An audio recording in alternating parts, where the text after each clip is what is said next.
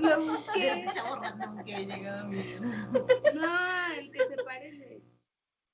Bueno, El de Big Bang. vamos a, No. a iniciar con, bueno, a continuar, pero después de esta parte general, en diferentes temas, entre la cuestión de presupuestos, la cuestión de problemas públicos, de cómo se va permeando, cómo se van interiorizando hacia las instituciones, es momento de entrar a la metodología. Con esta entrada que les compartí, la metodología es producto de ella, es lo que conocemos como la matriz de indicadores para resultados, la famosa MIR, que, como les decía, cuando llegó a México a incorporarse por ahí del 2004, 2006, que fueron, digamos los inicios más, más fuertes de la metodología, llegó en esta dinámica que traemos las entidades, ¿no? Cuando estamos en octubre, noviembre, más o menos estas fechas, empezamos a pensar en el siguiente año y empezamos a programar, empezamos a planear lo que viene en el siguiente año y nos llegan con esta matriz y la lógica en México es que tú planeas, estableces un plan de trabajo, una serie de objetivos y dices, bueno, pues ¿qué venías haciendo? Ah, pues venía haciendo esto. ¿Qué podemos hacer? Ah, pues te van a dar un 10% más de presupuesto, pues haz un 10% más de resultados, ¿no? Esta lógica inercial que se venía haciendo durante muchos años, todavía en algunos casos todavía prevalece, pero un poco la intención, o un mucho la intención es que las estructuras y la planeación de los programas vaya cambiando, es una lógica de planeación de largo plazo. Más o menos en el año 2000, 98-2000, iniciaron en la administración de Cedillo y luego lo continuó un poco Fox, intentaron crear una cosa que se llamaba PROMAP, que era el Programa de Modernización de la Administración Pública. Tenía dos grandes componentes. El principal era el cambio de una estructura programática, fue lo que inició y empezó a crear precisamente programas. Y la otra que tenía una lógica de planeación de largo plazo, fue un poco el intento. Cuando muchos de estos programas, los que veíamos, muchos de los recursos que se tienen en los programas, muchos de ellos, varios de ellos, vienen de organismos internacionales, como puede ser el Banco Mundial, el Banco Interamericano. Entonces, esos recursos empezaron a observar que llegaban a los beneficiarios sin un plan, en una lógica de qué va a resolver, qué va a atender.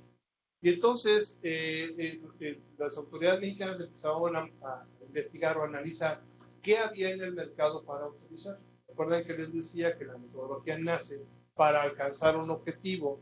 El segundo paso es cuando se agrupa para resolver un problema. Y un poco es lo que busca el tema de la metodología de marco lógico, que al final termina en una matriz de indicadores. Hoy las matrices de indicadores todavía tienen muchos problemas para ser entendidas como herramienta. Hoy muchos programas no lo entienden como herramienta, lo entienden como un lastre administrativo que tienen que resolver, que no logran entender para qué es una matriz, y entonces se queda como algo que ya cumplí, me pusieron palomita y se acabó. Si la redacté bien o no la redacté bien, o si alcanza los objetivos o no, no importa, simplemente ahí está, ¿no? En muchos de los casos. En algunos otros casos no, sí han tenido como una evolución y sí le han sacado un poquito más de... ¿Okay? Bueno, la matriz de indicador, la matriz de marco lógico, como les decía, nace, digamos, a finales de los 60, principios de los 70, en la Agencia de los Estados Unidos. Ahí es donde la retoman de esta lógica que venía de administración privada, de administración por objetivos, y dicen, bueno, eso nos puede servir para administrar programas de administración pública. Sin embargo, esta traía o intentaba resolver tres problemas principales, ¿no? La existencia de múltiples objetivos en los proyectos y la inclusión de actividades no conducentes al logro de estos. ¿Les suena familiar? ¿No les suena que de repente hacemos, y de repente decimos, ¿para qué hago tanto? ¿Para qué hago todo esto? ¿Cuál es el sentido? ¿Cuál es el resultado? Les platico una anécdota. En la Fiscalía de Atención de Delitos contra las mujeres y menores, que depende de la PGR, bueno, la antigua PGR o la Fiscalía, no, me tocó acercarme en un ejercicio que se hizo y había un esfuerzo había una persona que atendía las llamadas de ese tipo de delitos, ¿no? Entonces, de repente nos tocó entrevistar a este chico de cuál era su labor, cuál era la que hacía, y él recibía las llamadas. Entonces, nos narra varias escenas escalofriantes, terribles, dolorosas, complicadas, de lo que le tocaba vivir, ¿no? Desde una llamada de una chica que le dice estoy secuestrada, no sé dónde estoy, no sé, casi no sé si es de día o de noche, pude utilizar mi celular, pero ayúdenme, ¿no? Y entonces pues, el chavo, oye, pues ves algo, oyes un ruido, alcanza a ver una ventana, ayudando, ¿no?, a la chica a tratar de identificar dónde estaba mientras se va conectando con el fiscal para manejar los mecanismos de auxilio y de respuesta a la chica. Total, a final de cuentas se queda en la llamada, ya él ya no sabe qué sucede, qué pasó con esto. ¿Y por qué se los comparto? Porque hay muchas cosas que hacemos que no sabemos cuál es el impacto y el resultado. Cuando yo le pregunto, ¿qué pasó con este chico? Después de todo lo que nunca me entero qué sucede con lo que yo. En las organizaciones, generalmente nunca sabemos el resultado o la aportación que tenemos al resultado o al impacto de nuestras acciones de administración pública. Generalmente nunca nos enteramos de cuál es el impacto, menos en actividades más operativas, ¿no? Entonces, y hacemos muchas cosas, y aún así no hay diferentes objetivos que no ayudan a los objetivos, al logro de esto, ¿no? Los fracasos en la ejecución, por no estar claramente definida la responsabilidad y no contar con métodos para el adecuado seguimiento y control. ¿Qué creen? Que como las llamadas son anónimas, pues no pudo identificar de dónde venía la llamada. No había ni siquiera una grabadora para poder tener evidencia de lo que estaba pasando. Todo lo tenía que estar apuntando a mano para poder resolver. Cuando no se alinean políticas públicas, no se atienden a métodos adecuados para seguimiento y control, porque no hay claramente actividades y responsabilidades definidas. Él simplemente recibía llamadas y las canalizaba hacia el fiscal o hacia la cuestión de la CEIDO en aquel entonces, contra delitos de trata o cosas de ese tipo, ¿no? Entonces, ¿qué es lo que estaban encontrando en estos tres problemas? Aquí hay un segundo y un tercero, la inexistencia de una base objetiva y consensuada para comparar lo planificado con los resultados. Generalmente me tocó escuchar muchos anuncios, todavía llego a escuchar, y decían, en nuestra administración o en nuestro trabajo, logramos cambiar 100,000 focos, 100,000 luminarias. Ah, qué padre, ¿no? ¿Cuántas planeabas cambiar? ¿O de cuántas estábamos hablando? Porque si son 100,000 de 1,000,000 es el 100%. Son 100,000 de 100,000 una, qué padre, lograste el 100% o casi el 100%, ¿no? Entonces, cuando no tienes una base objetiva para comparar los resultados con lo planeado en esta lógica de evaluación que cierra el ciclo, eran básicamente problemas muy comunes en la administración de programas y proyectos. Entonces, ¿qué es lo que tiene la secuencia de marco lógico o hacia dónde va? Hay varios elementos. Aquí solamente les muestro las piezas del rompecabezas. Más adelante lo vamos a ver más integrado. La MIR, la matriz de indicadores, la matriz de marco lógico, que es el último producto, se desprende del trabajo de estos. Ahora bien, no es una lógica lineal. Ese es uno de los principales elementos del marco lógico. No hay una lógica lineal de hago A, luego B, luego C. Puedo empezar haciendo A, pero ya estoy pensando en B o en C. Puedo regresarme a B o puedo irme a A para ajustar. Ya que tengo la matriz, ya no la muevo, ya la dejo como está. Pero antes de llegar a ella, yo puedo irme cruzando e ir trabajando las diferentes etapas hasta llegar a la matriz final. ¿Ok? Bueno, una vez que nosotros estamos ante un problema de política pública, ¿se acuerdan que les decía yo? Algo está fallando, algo no está funcionando bien. Y eso, miren, parece simple, pero no lo es. Acaban de hacer, el Colegio de Bachilleres hicieron una encuesta. La encuesta, una de las preguntas de esa encuesta era que si los chicos o las chicas en ese rango de edad del Colegio de Bachilleres encontraban conflictos en el aula. Y el gran porcentaje, el 60%, 70% decía que no había conflictos en el aula. ¿Qué les da como lectura eso? Cuando ustedes observan un aula de esos niveles, de esas escuelas, donde los chicos generalmente son entre 14, 15 a 18 años, 19, y que vienen de niveles socioeconómicos complicados, donde los colegios de bachilleres nacen para establecerse en lugares muy complicados, por ejemplo, en Zahualcoyot, Iztacalco, algunos fueron más beneficiados, fueron satélites en el valle, pero principalmente estaban en lugares de niveles socioeconómicos complicados, ¿no? Entonces, cuando ustedes encuentran una respuesta en una pregunta y te dicen, el 60% de los alumnos, o el 70% dice, no hay conflictos en el aula, ¿qué lecturas te dan? ¿Qué lectura les da ese porcentaje o ese dato? ¿Dónde? Puede ser que están mintiendo o están ocultando, puede ser. ¿Qué otra lectura? ¿No entienden la definición o es? Puede ser que no comprendan qué quiere decir conflicto, ¿no? Puede ser que no lo entiendan. ¿Qué otra cosa? Que no hay indicadores que midan ese problema. Y digamos, un dato duro, sería un poco hacia un dato duro. Ok. Puede ser también. ¿Qué otra cosa? Puede que subestimen algún problema, que digan que es como muy natural y no lo vean como. Ese creo que es mi apuesta. Yo también creo que hago esa apuesta. Puede ser, y incluyo las otras, que puede ser que no entiendan cuando le preguntamos conflicto, pero creo que el problema más grave es que se ha vuelto normal. ¿No? Se ha vuelto normal que la gente tire basura. Se ha vuelto normal que la gente dé un dinero por la corrupción. La gente lo ve normal.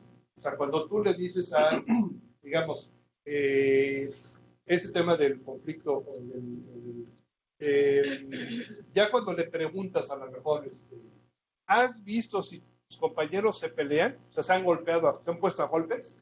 Ya entonces puedes un poco entender la diferencia entre conflicto. Porque a lo mejor conflicto es darte la vuelta y la ley del hielo, ¿no? Y ser grosero y no contestarle al maestro, no contestarle a la persona. Eso ya puede ser un conflicto. Tendríamos que entender cuál es el concepto. Pero si queríamos preguntar si había agresiones o violencia en el aula, y los chicos contestaron el 60% porque no había, lo más probable por el tipo de población es que o pueden estar mintiendo, aunque es difícil que el 60% mienta, pero si es el 60% es que están cayendo en la lógica de que es normal. Es normal que yo agreda a mi compañero, es normal que yo le haga bullying, es normal que yo me burle de él, es normal que le dé un golpe, es normal que... ¿sí? Es normal. Por lo tanto, entonces, cuando es normal, no pasa nada. Todo está bien. Entonces, cuando yo empiezo a pensar en esa lógica de que es normal, tengo que tener cuidado, porque puedo pensar que tirar basura es normal, cuando en realidad ya no es normal, algo que no es normal. Cuando entonces empezamos a trabajar con el tema de la política pública, tenemos que pensar en a dónde nos vamos a acotar. Uno de los puntos es preguntándonos, que les decía yo hace rato, chicos con problemas de obesidad, en este ejemplo, ¿quiénes serían los interesados? A ver, regrésame un poco. ¿La obesidad es normal o es anormal?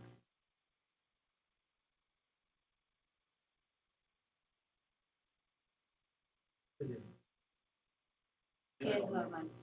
¿Ande? ¿Normal? ¿Además qué quieres? ¿Es normal? En ¿Ande? concepto es malo. el concepto puede ser malo.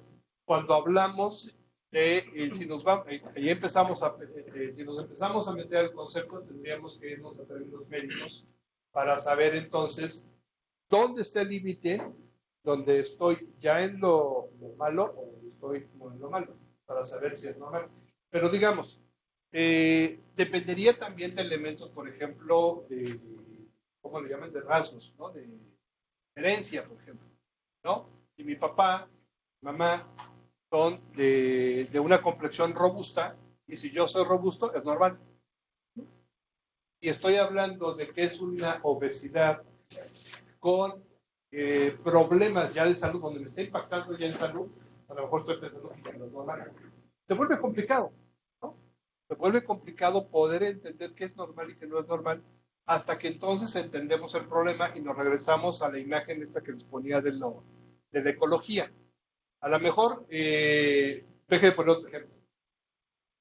El que tengamos una crianza de ganado para alimentar a una población puede ser que no sea malo y que sea normal.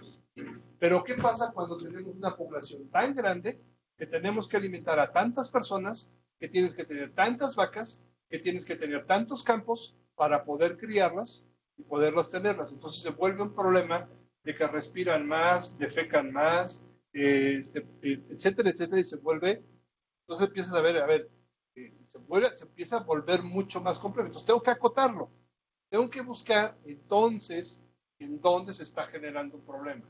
Cuando yo estoy observando para ver si es normal o no es normal, yo podría entonces pensar en un problema de obesidad le está generando un factor de riesgo en su salud a largo plazo. Entonces sí estoy pensando que es algo que no está funcionando bien, que algo tengo que hacer, ¿sí? Entonces, cuando nosotros empezamos a observar eso, empiezo yo a observar, a ver en quién es el grupo interesado, en qué y en cuándo y de dónde. Y empiezo a reflexionar una serie de cosas para saber si tengo que actuar en la escuela, mi ámbito. ¿Se acuerdan un poco lo que decíamos del tema de transportes? Secretaría de Comunicaciones, Transportes. ¿Quiénes se interesarían en el tema de transportes? ¿Quiénes estarían involucrados en los temas de transportes en una secretaría? En ese sector grandote. Lo grandote para irlo bajando poco a poco. ¿Quiénes estarían interesados? Interesados con un interés sobre eso. ¿Quiénes? ¿A quiénes le interesan en una secretaría, en un gran sector de comunicaciones? ¿Quién le interesa? ¿A todos? Sí, claro, a todos. ¿Pero podemos irlo acotando? ¿Podemos bajarlo? ¿A quién de manera, digamos, como figura, quién pudiéramos tener? ¿A todos? ¿O a todos los que nos deseamos transportar? Nada más los que nos deseamos transportar. O sea, la pregunta es, ¿dentro de la Secretaría o cualquier institución? Dentro de un marco de la Secretaría, dentro del marco de la acción de una Secretaría de Comunicaciones y Transportes, y en la comunidad que la rodea, ¿quiénes se interesan en eso que hace la Secretaría de Comunicaciones y Transportes? Privados, ¿no? El transporte de todo tipo de pasajeros ¿Ok? Voy acotando y entonces, a ver, ¿mi transporte es aéreo? ¿Es por tierra o es por mar? Ahí puedo tener un grupo, puedo ir agrupando. Por el otro lado, público o privado. Es decir, individual, o sea, particular, o de un cuate que renta autobuses. Eso puede ser, digamos, en función de personas, pero también de mercancías. Entonces, tengo que ir acotando, y uno de los elementos interesantes es preguntarme a quién se afecta o quién sale beneficiado. Por ejemplo, en esta lógica de, a ver, veamos otro ejemplo. Si yo tengo una situación respecto al el desarrollo de los chicos, de los, digamos, desarrollo de una comunidad, de una población con un índice de desarrollo, no sé, digamos, a lo mejor en Oaxaca, esa comunidad, ¿a quién pudiera interesarle si mejora o no mejora? ¿Quién pudiera interesarle? Desde luego a los ciudadanos de esta localidad. Esos serían los que serían inmediatamente interesados. Pero ¿a quién más le interesaría? ¿A favor o en contra?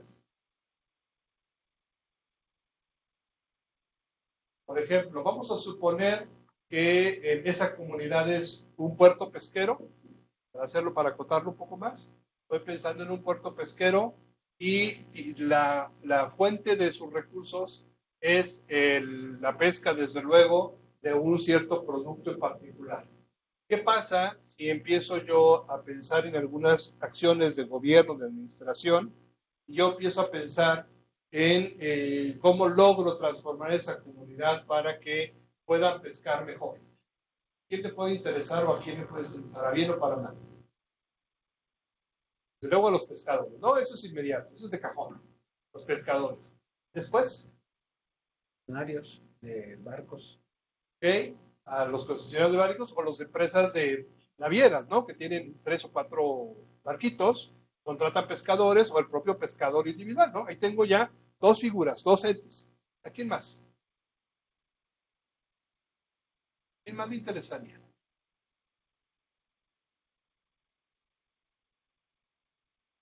¿Al presidente municipal o al gobierno local?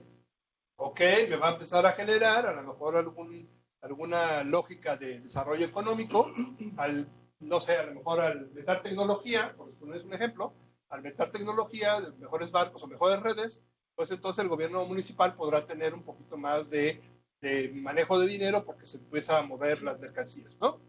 ¿Quién más? Seguimos ahí en ese mismo ejemplo. ¿Quién más estaría interesado? Tenemos pescadores, tenemos empresas pesqueras, tenemos al gobierno local que se puede beneficiar más pago de impuestos, permisos, qué sé yo.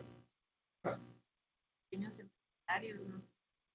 A ver, si yo soy pescador y traigo pescados, ¿qué hago con ellos? Distribuidores. Tengo que venderlos, ¿no? Entonces, ¿quién se beneficia o quién se perjudica? Pues los mercados, los compradores, los que compran el pescado. ¿Y qué tipo de compradores tendría? Tendría 2 al menos, o 3 al menos.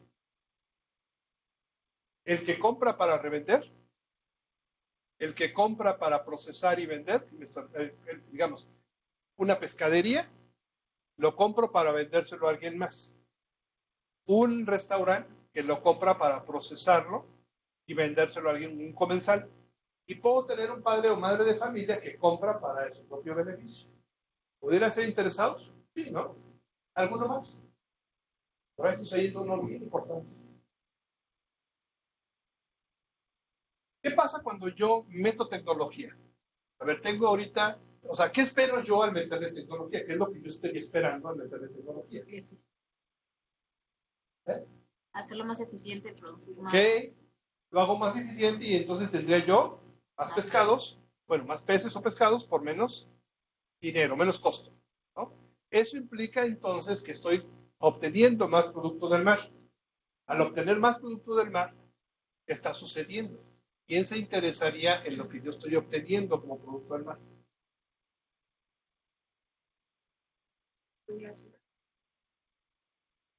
Cuando menos de regulación ambiental, porque las embarcaciones generan ruido, pueden obtener peces que no son adecuados, pueden tener tortugas, delfines, no solamente ellos.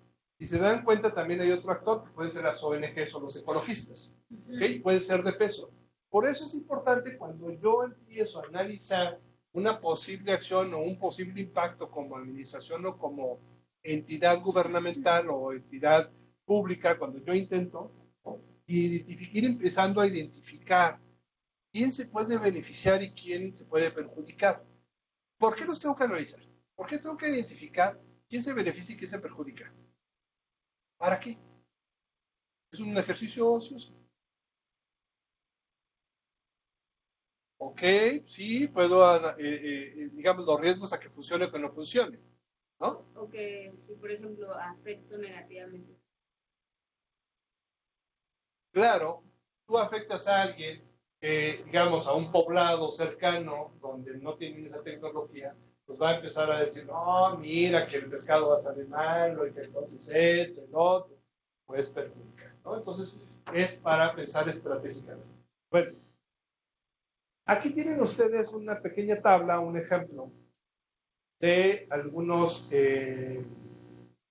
perfiles. Les decía yo hace rato que les voy a traer un libro que tuve la oportunidad de participar, es esta tabla, donde yo estuve identificando directores de área, profesores, titulares de licenciatura, posgrado, sociedad de alumnos, emprendedores, ¿no? Y si eran directos o indirectos, si estaban a favor, neutral o si eran oposición.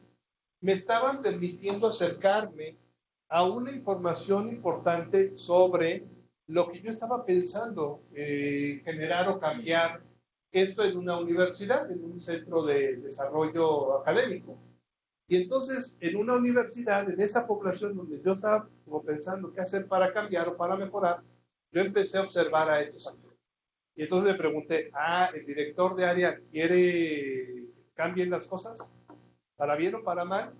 De verdad, para bien, ¿no? Entonces puedo yo un poco ir jugando con este tema. No me quedo aquí. Avanzo y cuando entré al diseño ya de políticas públicas creando el valor, empiezo a centrar en estos dos elementos que tengo yo aquí. La metodología marco lógico retoma dos herramientas. Primero vamos a ver la 1 y lo que pasó a la 2, que es más simple la 2, pero retoma varios elementos que son básicos para el trabajo que vamos a hacer hoy. La organización que transformó la matriz de marco lógico original a la matriz de marco lógico o a la metodología del marco lógico, como la conocemos ahora, es esta organización, es una organización alemana y le llamaron el método SOP, que quiere decir esto, que la verdad es que no tengo ni idea ni qué significa, pero es un análisis orientado a objetivos con metodología SOP, y es la orientación de programas hacia resolver problemas. Esa es la lógica que tiene esta metodología basada en el árbol de problemas. Pero, ¿qué creen? Que este elemento, esta palabra que viene aquí, es la que hace la diferencia. Es la orientación a resultados, pero de manera colaborativa. Es el gran brinco que dio. Parece simple, pero es entender que los involucrados o los interesados se incorporaron en una manera colaborativa y coordinada para trabajar, para resolver el problema, y utilizaron estas dos herramientas a través del trabajo colaborativo. Y le llamaron árbol de problema porque tiene esta lógica. Así es sencillo. Parece muy básico, parece muy elemental, pero tiene una parte muy importante. Antes de pasar a esta parte, quisiera trabajar con un elemento que es importante. Para pasar a esta, necesitamos hacer un ejercicio que tiene una base organizacional. ¿Cuál es esta base organizacional? Quiero que ustedes se imaginen que yo tengo una caja o un costal de manzanas, ¿no? Y entonces tengo en esa caja o costal de manzanas, tengo la intención de hacer algo con ellas. No me decido, estoy pensando y me acerco a ustedes y les pregunto yo, ¿qué podría yo hacer con esa caja? Contiene, no sé, 100 o 200 manzanas. Desde luego, pues a lo mejor, pues una me la comería, a lo mejor, ¿no? Pero ya las demás, o a lo mejor tengo que pensar en algo. ¿A qué se les ocurre a ustedes que pudiéramos hacer con esta cantidad de manzanas, a 100 manzanas, 80 manzanas? ¿Qué les ocurre que podríamos hacer? Venderlas, como sea. Pongo en la manzana. Otra cosa. Pasteles de manzana, ¿no? ¿Qué más podría hacer con este conjunto de manzanas?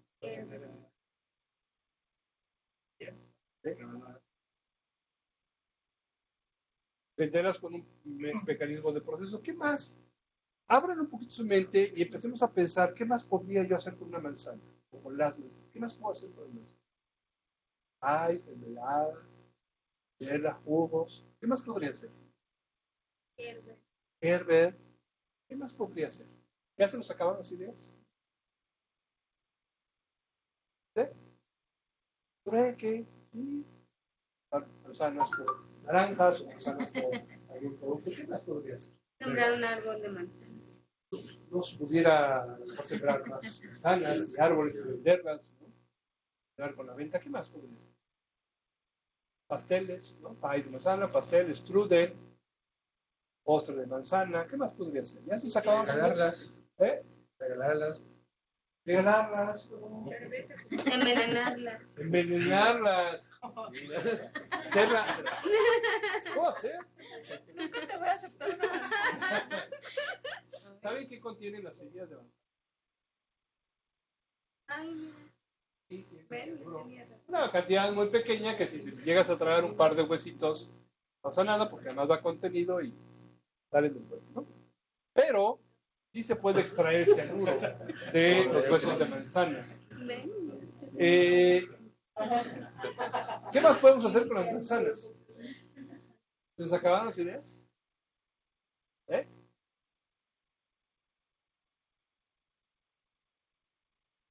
Como proyectil.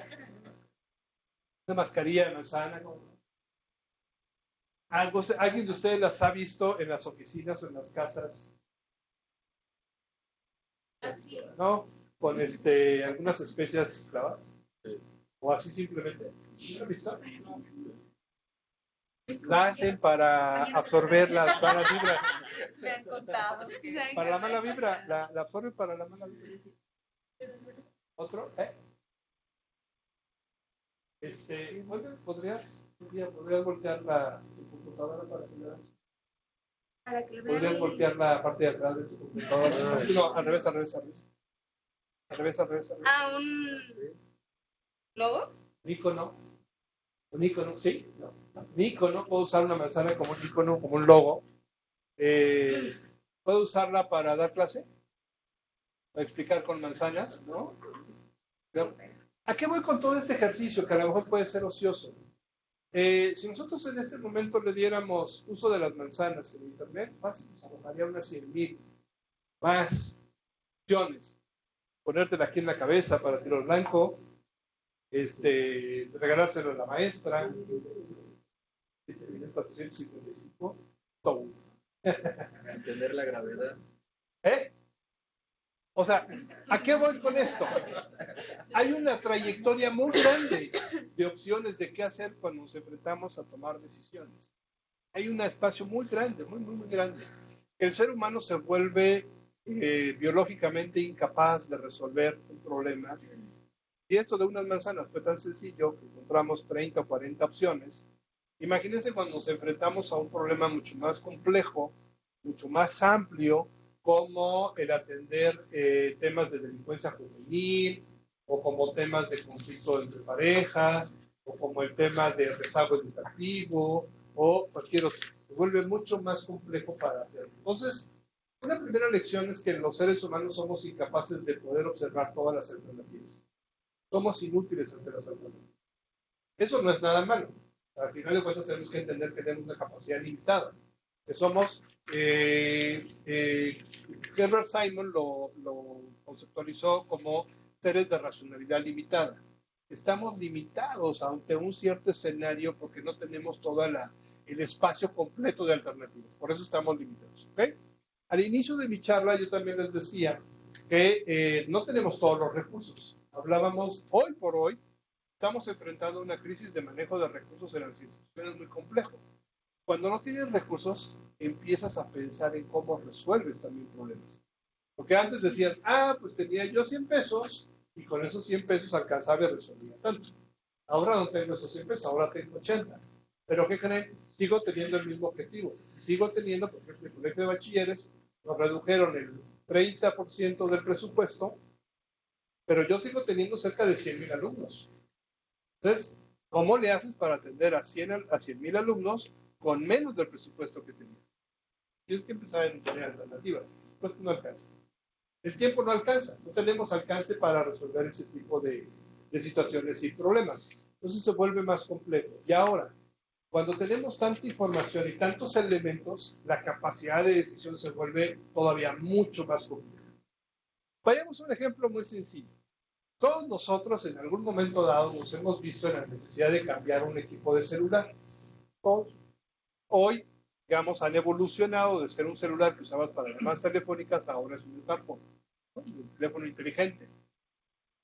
Cuando nosotros analizamos un teléfono inteligente o un smartphone y vamos a cambiar, ¿qué cosas son las que valoramos? Recuerden que estamos dentro del valor público, pero ahora es un objeto.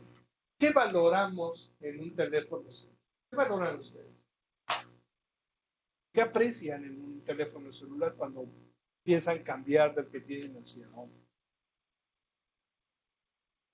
Sirva. Y digo que el que tengo ya valió. Bueno, ok. ¿Qué valoraría? Y quisiera yo entender un poco que sirva, pues que sea más eficiente, que sea más rápido, pudiera ser. Llamadas y que tenga WhatsApp ya. Ok, ya le entiendo. Ok. Valora las redes y las llamadas, ¿ok? La red abierta para WhatsApp y las llamadas, lo que valora. ¿Qué valoran los demás? ¿Qué valoran ustedes? La cámara, ok. Que tenga megapíxeles o que tenga buena resolución o que sea rápida, ¿no? Ahí tienes sí, varios, los tonos, los colores. ¿Qué otra cosa valora? La capacidad, memoria. Ok. Tiene dos memorias, ¿no? Tiene una memoria RAM y tiene una memoria ROM, como las computadoras. La RAM para los procesos puede ser 2, de 4, de 6, de 8, ahí van, o no se tengan más. Y las de capacidad de almacenamiento, 64, 128, 500 y tal. ¿Ok? Pues ahí hay dos memorias. ¿Qué más? ¿Qué más valoramos en una decisión de compra de celular?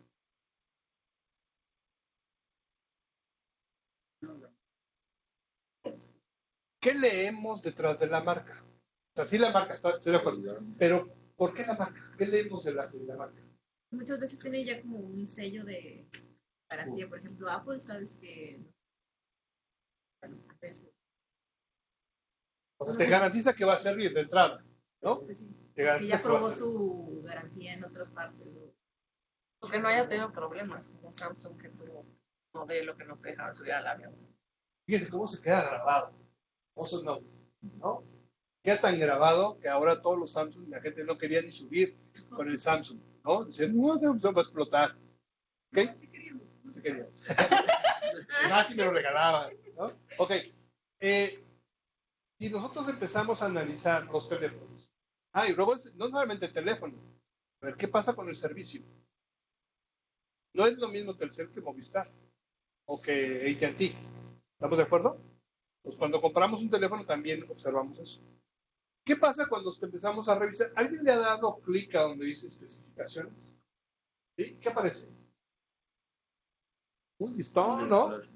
Un listonón de la resolución, la velocidad del procesador, que si es quad core o si no es octa-core, que si son mega no sé cuál, que si... Sale una lista enorme. Al final, ¿cómo decidimos? Básicamente, ¿por qué? Bueno, es otro punto de análisis. Digamos, pero si tuvieras un rango, a ver, digamos, tu rango te da para 3, 4 opciones. En ese rango, pues termina siendo un costo-beneficio, ¿no? El que te cueste menos, pero que te dé más beneficio. Maximizas tu recurso, tu dinero para obtener una decisión. Y en eso haces un estudio de los diferentes elementos y características que tiene un celular. Pero ¿saben qué es lo simpático? Que al final lo que terminamos haciendo es una apuesta. Al final es una apuesta. Te apuestas a que eso que decidiste era la mejor opción.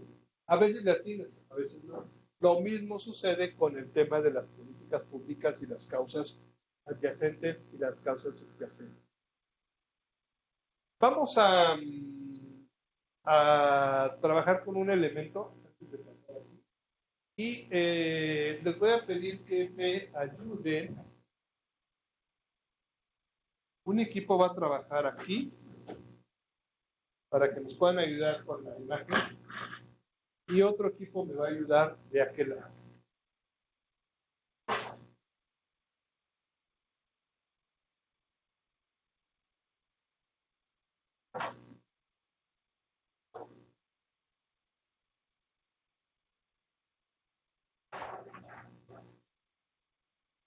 Justo, José Luis. José Luis.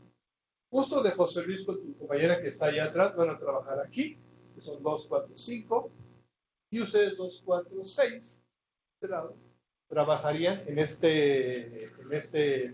¿vale? ¿Qué es lo que van a hacer? Quiero que por favor trabajen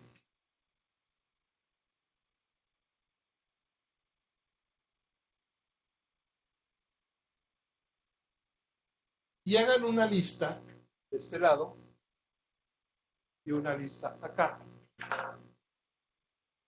¿De cuáles serían las razones, los factores o las causas por las cuales se materializa un accidente automovilístico? ¿Sí? Así es sencillo. ¿Qué es lo que ocasiona un accidente automovilístico? Entonces, un grupo aquí y un grupo acá, y ya ahorita comparamos y analizamos el ejercicio con base en esa primera parte. ¿Vale? ¿Ok? Entonces los dejo trabajar y los dejo trabajar.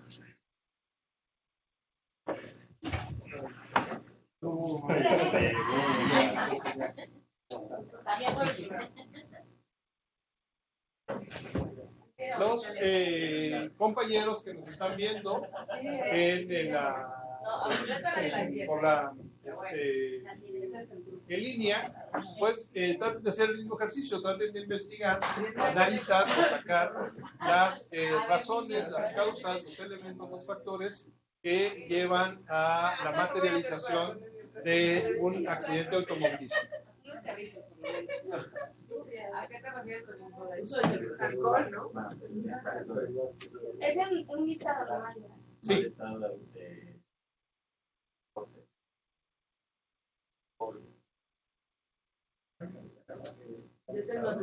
¿Escribe bien?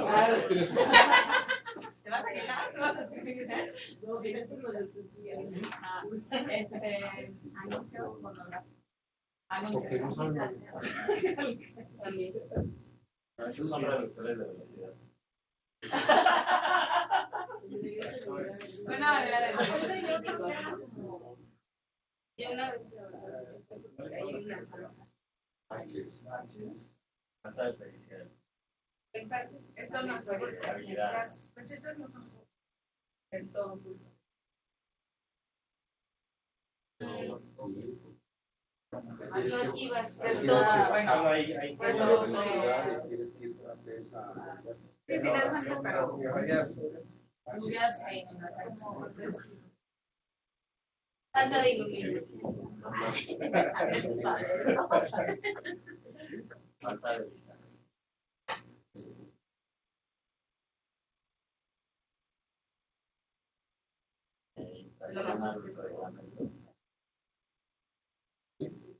Sí, gracias, bien.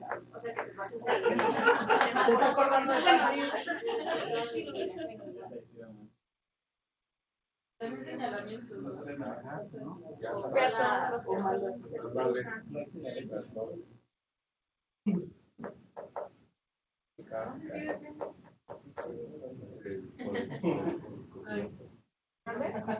Pero están al sector, ¿no? Uno de los dos, entonces salimos fuera. Pero distractores así no. O sea, creo que hay algunas cosas. Bueno, podemos agrupar a terceros. Que lleven una mascarilla. Sí, ándale. Ahora ves un traje y ¡no!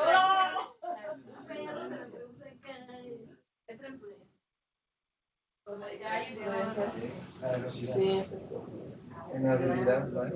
habilidad.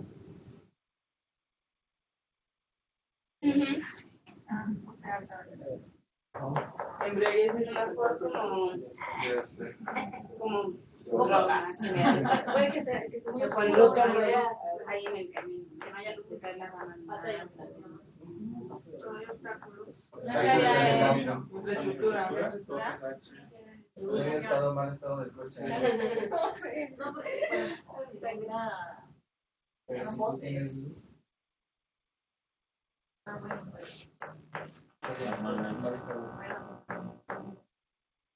Línea, tiene ahí, línea. bueno, siempre alguien No, me refiero a la línea. ¿Cómo se llama? Las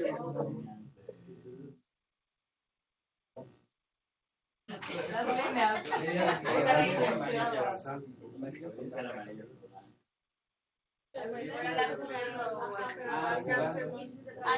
¿Trabajas con ellos?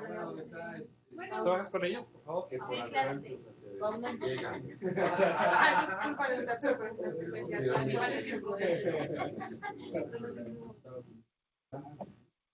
creo que podría haber una raya que diga un tercero, porque un tercero también es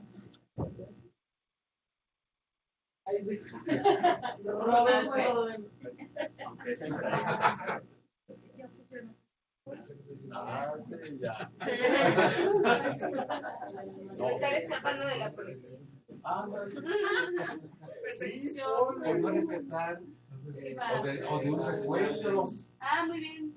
por no respetar. Pues también. Las legales. ¿Quién secuestra? Un desperfecto del coche. ¿No? O problemas mecánicos. ¿Fraude?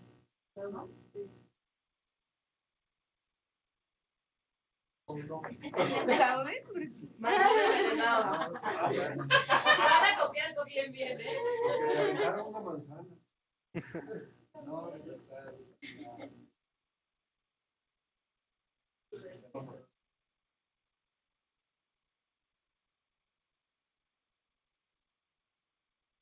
¿Quieres seguir escribiendo? No, o sea, yo no quiero.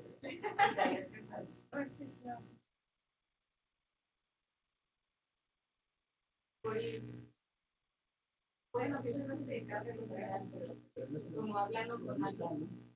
Soy el tercero, ¿no? O sea, cuando no con alguien. Pero no, pues escuchar esto.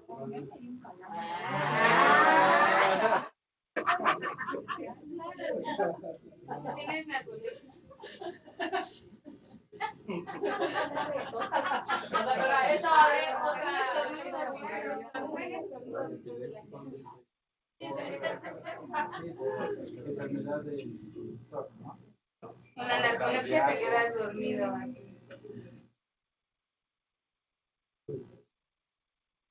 Por estar cansado. Puede ser por tener la música. Vamos a escuchar un caso.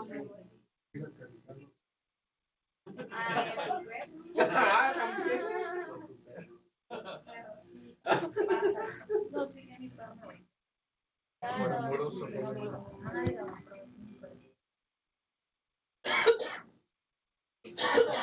El conductor y el conductor. Luego ven a la bandera. Por selección. Por la vista. Y alguna discapacidad. Ese día la semana. Bueno, la joven manera. Falta de pericia. Sí, te la puedo dejar por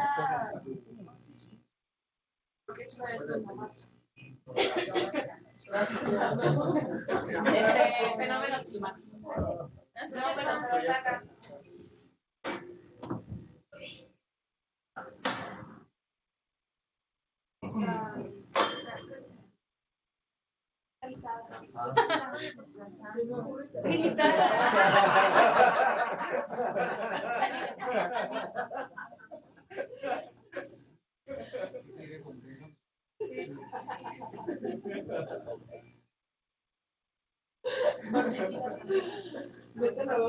¿Cualquiera?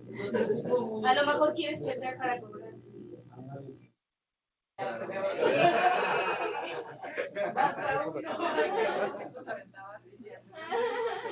Ok, vamos a hacer un pequeño paréntesis. Yo vi que ya sacaron muy buenas ideas. Quiero que vean el siguiente video y a ver qué otras cosas se les ocurre ahorita para enriquecer su listado.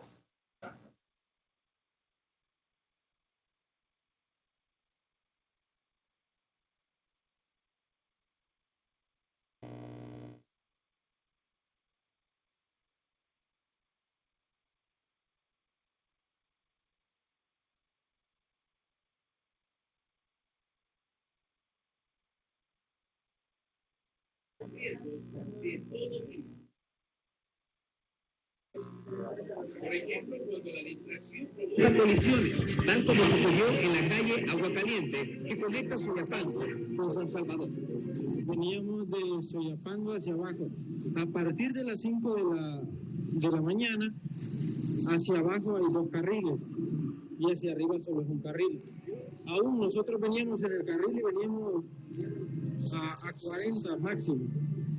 Y el señor venía a excesiva velocidad. Cuando yo lo vi, me traté de esquivar y el señor de una vez, aquí está un rótulo y arriba está otro rótulo, donde dice de qué horas hasta qué hora está el acceso de doble carril. Pues sí, pero no era, digamos, si yo estoy aquí a las 5, es porque él venía antes de las 5. Los agentes dicen que ahí estaba marcado, pero honestamente no la vio, no la he percatado, pero lo que sí sé es que este carril es de un sentido por la noche. Ahí están las señales, pero algunas señalizaciones no siempre se ven y en muchas ocasiones no se cumplen. Pueden ser desde los obstáculos en las calles o el desafío a la paciencia. Tratar de avanzar en medio de decenas de autos. El escenario diario en muchas zonas capitalinas. No deben perder tiempo uno, gastar más dinero. Imagínate todo, allá por la Fuerza Aérea 1 hora de travesón y aquí otra media hora. Y a donde la ley del más fuerte siempre prevalece. Por un lado, los imprudentes al volante. Por otro, los imprudentes a pie. No se respeta, pero también el peatón debe asumir una actitud de una cultura de respeto y de buen comportamiento a la hora de hacer uso de la vía pública. Entonces, tanto el peatón como el motorista o el que va conduciendo deben de asumir una nueva cultura de educación. Vean que eso es lo que nos hace falta acá en nuestro país.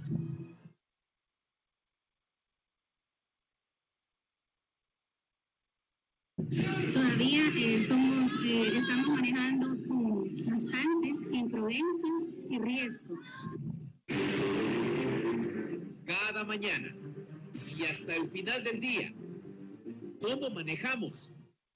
¿Qué factores nos ponen en riesgo a todos? Automovilistas, motociclistas y peatones. ¿En serio nos preparamos para esto? No se pierda esta semana la serie de reportajes. Ricardo González, Investigación Especial.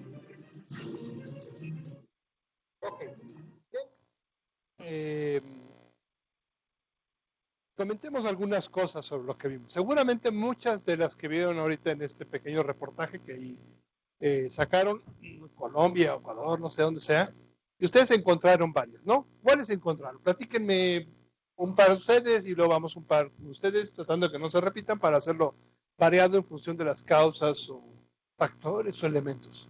Empezamos con ustedes. ¿Ok? No, pueden ser ambas, ¿eh? O sea, pueden ser de las que ya tienen o a enriquecerlo con las que ahorita vimos.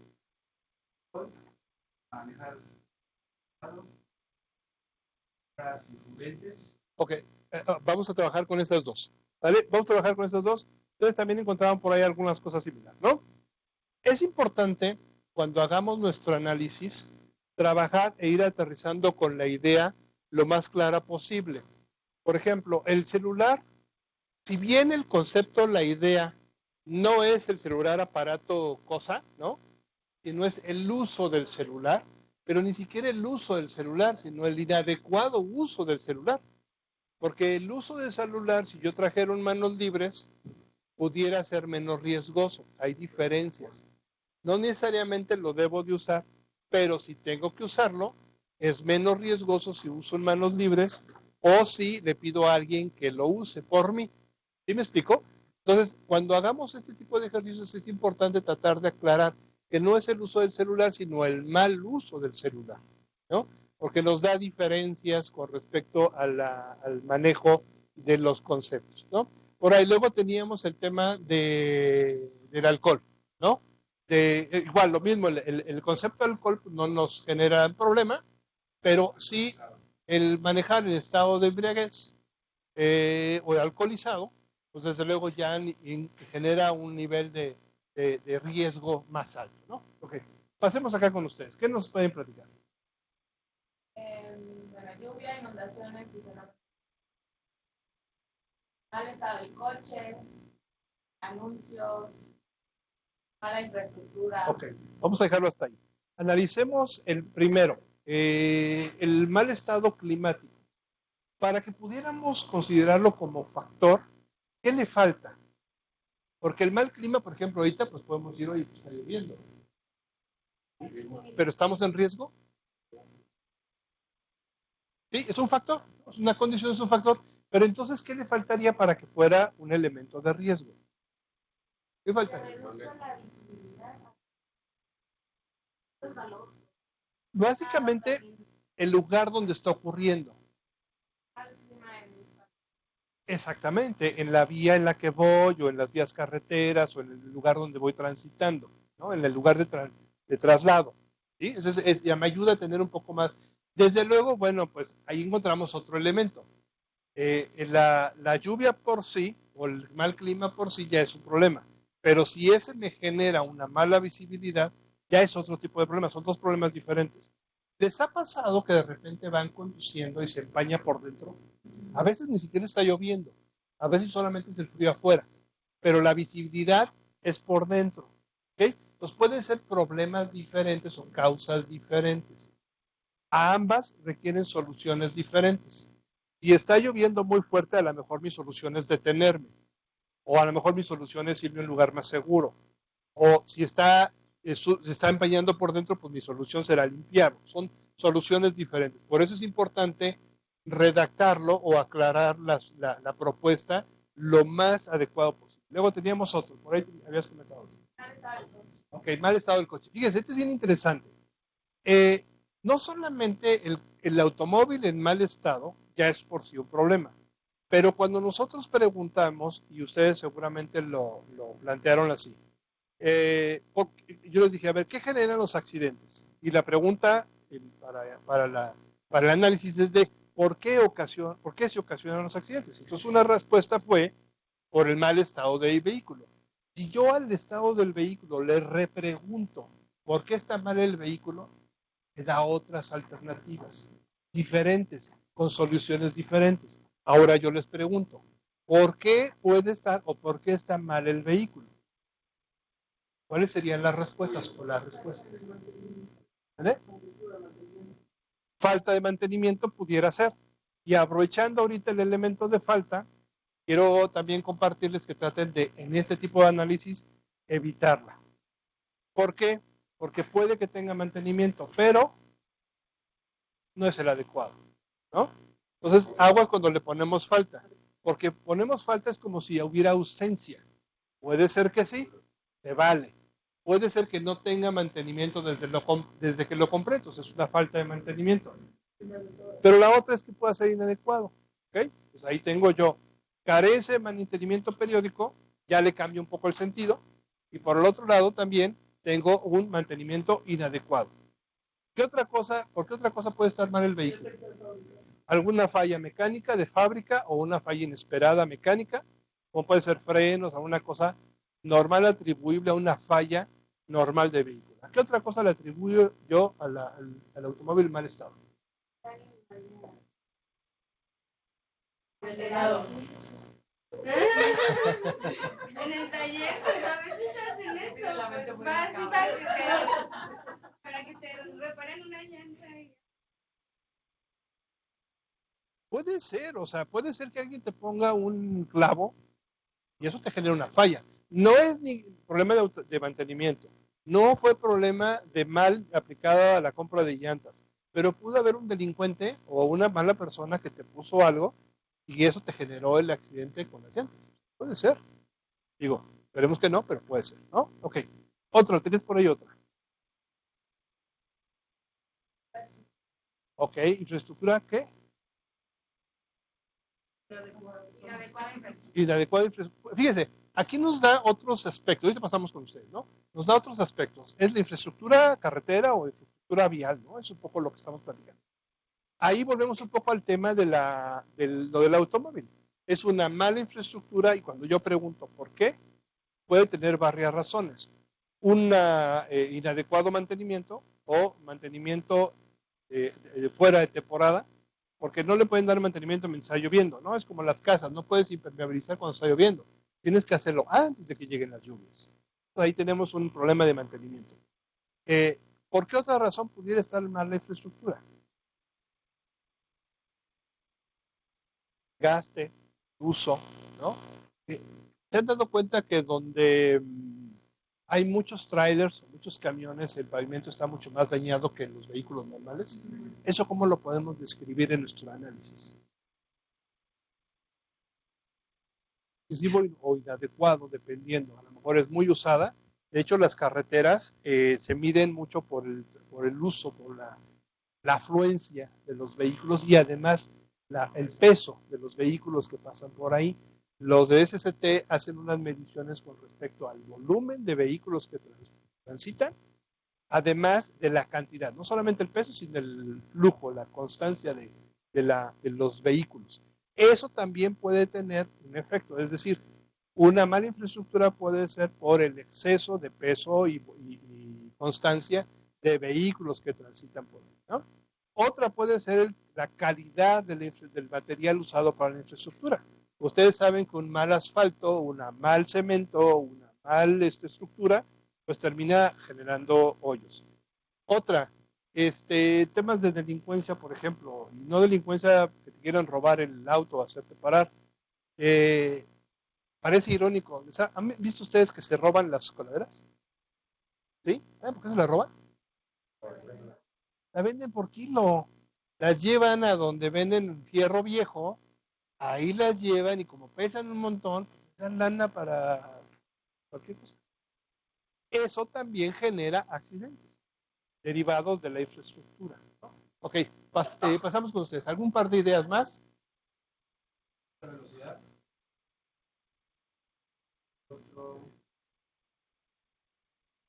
Ok, digamos que sería estrés del conductor, ¿no? Ahora, fíjense que en este manejo que acaban ustedes de plantear con el manejo del estrés, con el tema del estrés, podemos ir empezando a identificar o a agrupar. ¿Cómo pudiéramos agrupar, digamos, por conjunto de causas? Una sería que, si es del estrés, ¿cómo lo agrupamos? ¿Cómo lo hacemos para que se agrupe? Sí. Puede ser, ¿de quién? En este caso, de la persona, ¿no? Entonces, podemos tener cuestiones o factores o elementos atribuibles a la persona. Ok, ahí tenemos tres, pero todavía nos faltan. Podemos tener uno atribuible, exactamente, atribuible a la persona, al conductor. Prudencia, exceso de velocidad, estrés, alcoholismo. Todas esas son atribuibles al conductor. Cansado, ¿no? Son atribuibles a él.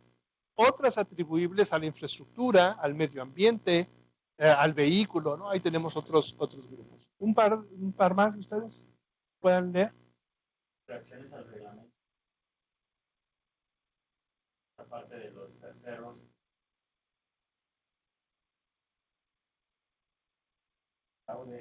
Ok, vamos con esas dos, ¿ok? Tenemos ahí temas del reglamento. Si nosotros observamos que hay una imprudencia, bueno, mala, no respetan el reglamento o las señalizaciones, podemos atribuirlo a las personas, los peatones, de repente observamos que se cruzan la calle, o atribuible al conductor, ¿no? Ahí tenemos como dos. Pero también tenemos un tercero, a la autoridad, que la misma autoridad hace caso omiso y entonces entramos en un tema de corrupción. Hay varios elementos y varias esferas. ¿Por qué todo este análisis y por qué todo este montón de cosas? Porque cada uno requiere acciones diferentes. No podemos tratar lo mismo a los anuncios que están tapados, ¿no? Que no se ven, que los anuncios que no existen. Si no existen, hay que ponerlos. Si están tapados, hay que darles mantenimiento. Si el vehículo está en malas condiciones, hay que darle mantenimiento. Y hay que crear a lo mejor una política de concientización para que los usuarios lleven al taller a su vehículo como sucede cuando son las vacaciones. Ustedes se dan cuenta cuando vienen vacaciones, se incrementan los comerciales donde te dicen, lleva tu carro a arreglar, no salgas sin arreglarlo, mira que los accidentes, ¿no? Porque son acciones de una política atendiendo a estos elementos. Reflexiones. ¿Qué podemos obtener de este ejercicio que acabamos de hacer? ¿Qué elementos nos da? ¿Qué elementos nos enriquecen? ¿Qué conceptos? ¿Qué conocimientos?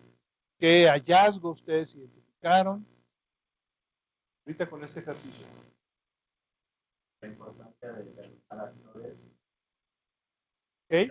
¿Sí? Identificamos hay actores, ¿no? Autoridad, conductor, peatones, otros conductores, ¿no? Ahí encontramos varios actores. Actores.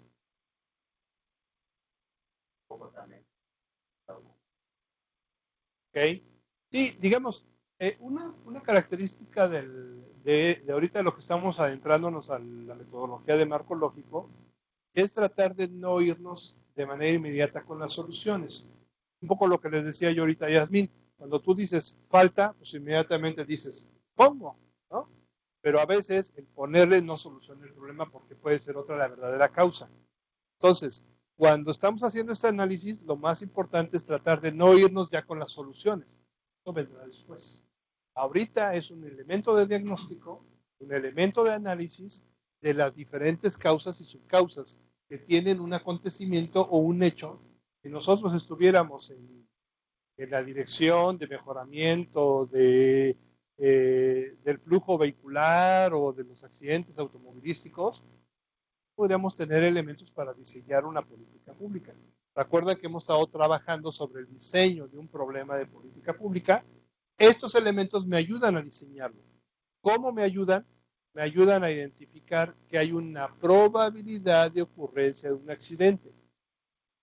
¿Cuáles son los factores que hacen que la probabilidad de accidente se incremente?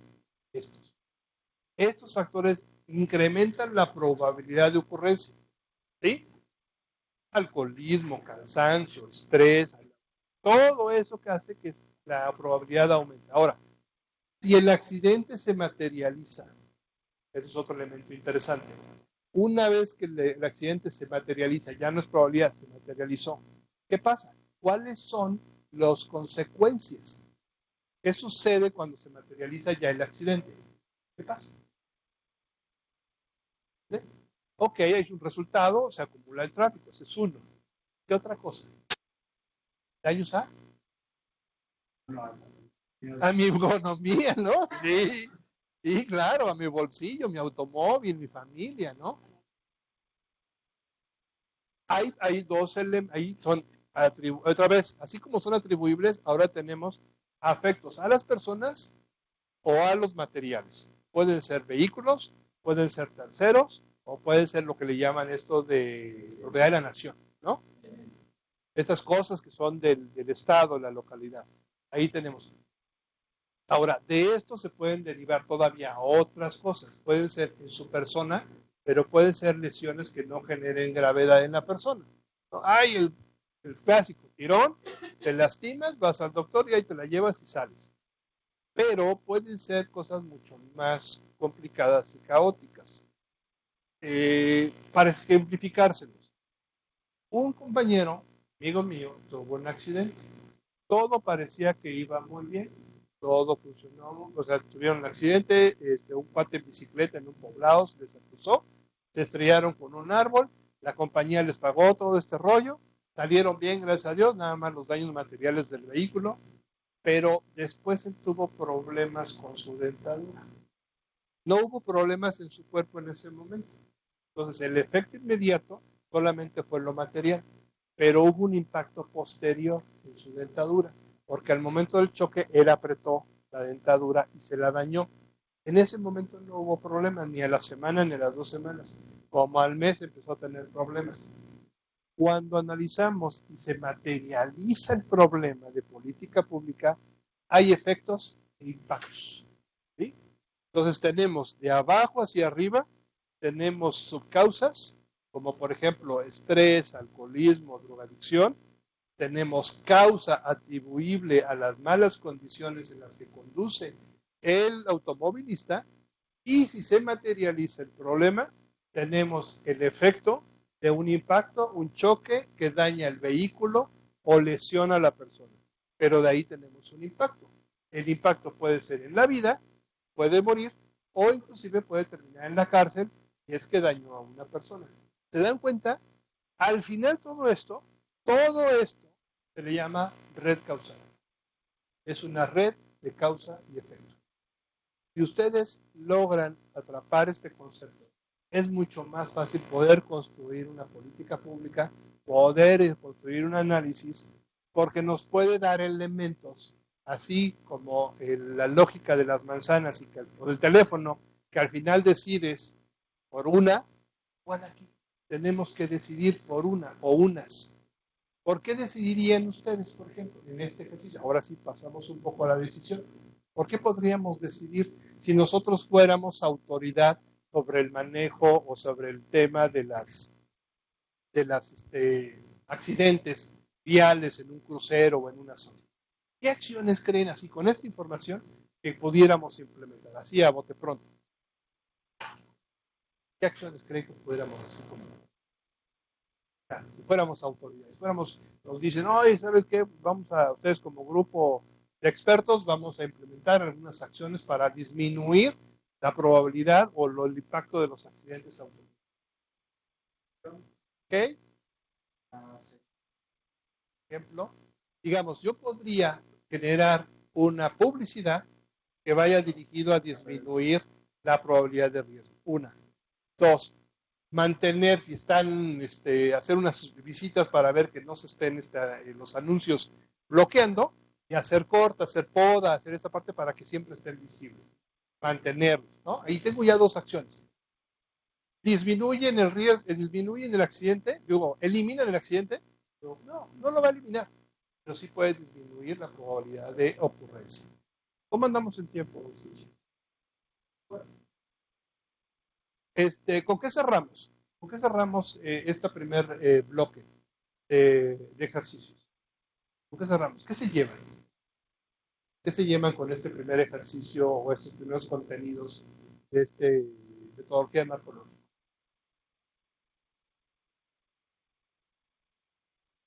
¿Qué se llevan? ¿Qué les deja estos ejercicios en la metodología? Pues un problema puede ser multicausal, como vemos, y que es difícil como que delimitar cuál es el más, hay que darle prioridad. Sí, es muy complicado y al menos en este primer saque, yo no me arriesgaría a tratar de decir, este es más importante que este. No lo sabemos, pero sí es muy complicado poder decir cuál, pero al menos sí tenemos la mayoría de los posibles elementos que hay. ¿Qué otra cosa les deja estos 3 horas que tuvo, 2 horas y media, 3 horas que estuvimos platicando? ¿Qué les deja? Creo que encajonar ideas, ¿no? Poner varias ideas desde su redacción para convertirlas en bullets. 2, 3 palabras, 4, quedan con identificar varias. Ok, de hecho la metodología no es como la hicimos ahorita, la metodología real no es como la hicimos ahorita. Si es una lluvia de ideas, es colaborativa, así como la hicieron, pero tiene otra metodología que mañana vamos a aterrizar. Y no es propiamente en bullet, sino en un mapa, es más un mapa conceptual. Y entonces tiene mucho más lógica. Porque ahorita, si yo quisiera agruparlas, sería muy complicado. Tendría que usar otra hoja, tendría que volver a transcribir, sería más complicado. Si esto yo lo hiciera en la computadora, en un PowerPoint o en un Visio, pues puedo jugar con figuritas, ¿no? Pero si lo hago yo, por ejemplo, y ahí digamos un poco como también para apoyo, para cuando ustedes trabajen este tipo de ejercicios, que no solamente se queden en el marco lógico, esto lo podemos utilizar en cualquier reunión de trabajo, decir, a ver, tenemos que enfrentar este reto, ¿cómo lo resolvemos? Yo lo que hago, y que es lo que vamos a hacer mañana, con pequeños pedacitos de papel, ponemos la idea. Por ejemplo, uso inadecuado del celular. Ponemos, y todos la pegamos. Luego otra, y luego otra, y luego otra, y luego otra. Y luego, ya que las tengo, ya dijimos, ya, ¿son todas? Podemos pasar a agrupar. Ah, mira, eso tiene que ver con normas. Eso tiene que ver con el auto, eso tiene que ver con leyes, o eso tiene que ver con clima, eso tiene que ver con personas. Y la metodología puede ser así, puede ser utilizada de esa manera, para que no se quede nada más como en un listado, sino que podamos jugar con ello. Y a veces, algunas si no están bien redactadas, es más fácil quitarla y poner otra idea, ¿vale? Mañana la idea es trabajar con un ejemplo de su ámbito laboral. Ahorita es un ejercicio más general, pero la idea es que pudiéramos trabajar con un espacio más laboral, con una idea más concreta de lo que ustedes desarrollan. Algo más que se lleven, algún elemento, algo que nos falte. Nos faltó algo, hasta ahorita vamos bien, creen que le falte algo a lo que estamos trabajando, están, digamos, alcanzando en cierto espacio sus expectativas, sus objetivos respecto a este tema. No se puede ajustar, ¿eh? O sea, lo que ustedes me digan, yo puedo hacer algunos ajustes. Oye, me falta teoría. Puedo compartir teoría. Oye, me faltan ejemplos. Puedo traer ejemplos. Podemos hacer algo todavía mañana. Si les parece bien así, a mí me gustaría que fuera más o menos como esto, que es la idea mañana, que podamos aterrizar algo un poco más, que pueda ser algo más concreto, más tangible. Que no se quede nada más en la diapositiva, la diapositiva, la diapositiva. Al principio fue todo el marco, ¿no? Ahí me quedé con el mañana va a ser mucho más de trabajar y construir. Pero al momento, vamos bien, con toda confianza, ¿eh? Toda confianza. Oye, Emilio, oye, Raúl, me interesaría que me ayudaras. O es más, si alguien tiene una matriz de marco lógico y la quiere traer y la quiere que la analicemos, la podemos trabajar también. La podemos, yo traigo un montón de ejemplos ahí de varias. Igual a lo mejor me traigo algunas para que las podamos analizar. No solamente nos quedemos en construir, sino también en cómo las podemos revisar algunas que ya están hechas. ¿Les parece bien? ¿Traigo algunas? ¿Sí? Ok, ¿algo más? ¿No? ¿No? Bueno, pues un gusto saludarlos y nos vemos mañana a las 6 de la tarde. ¿Sale? Gracias, bonita noche.